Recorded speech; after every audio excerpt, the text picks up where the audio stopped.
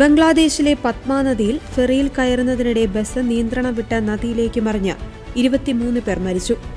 ദൌലത് ദിയ ഫെറിക്കെട്ടിന് സമീപമാണ് അതിശക്തമായ ഒഴുക്കുള്ള പത്മ നദിയിലേക്ക് ബസ് പതിച്ചത്. അപകടത്തിൽ നിരവധി പേർക്ക് പരിക്കേൽക്കുകയും ചിലരെ കാണാതാവുകയും ചെയ്തിട്ടുണ്ട്. ഫെറിയിൽ പാർക്ക് ചെയ്തിരുന്ന ബസ് പെട്ടെന്ന് നിയന്ത്രണം വിട്ട് പിന്നോട്ട് നീങ്ങി നദിയിലേക്ക് മറിയുകയായിരുന്നുവെന്നാണ് പ്രാഥമിക റിപ്പോർട്ടുകൾ സൂചിപ്പിക്കുന്നത്. അപകട സമയത്ത് ബസ്സിനുള്ളിൽ 50ഓളം യാത്രക്കാർ ഉണ്ടായിരുന്നതായാണ് വിവരം. നദിയിലെ ശക്തമായ ഒഴുക്കും വെള്ളത്തിനടിയിലെ ചെളിയും രക്ഷാപ്രവർത്തനത്തിന് വലിയ വെല്ലുവിളിയാണ് ഉയർത്തുന്നത്. ബംഗ്ലാദേശ് ഫയർ സർവീസും സിവിൽ ഡിഫൻസും പ്രാദേശിക ജനതയുടെ സഹായത്തോടെയാണ് രക്ഷാപ്രവർത്തനം നടത്തിയത്. ഇതുവരെ 23 മൃതദേഹങ്ങൾ നദിയിൽ നിന്ന് കണ്ടെടുത്തു. മരിച്ചവരിൽ സ്ത്രീകളും കുട്ടികളും ഉൾപ്പെടുന്നുണ്ട്.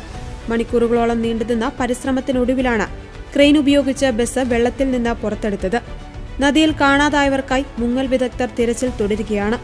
ബംഗ്ലാദേശ് സർക്കാർ അപകടത്തെക്കുറിച്ച് ഉന്നതതല അന്വേഷണത്തിന് ഉത്തരവിട്ടിട്ടുണ്ട്.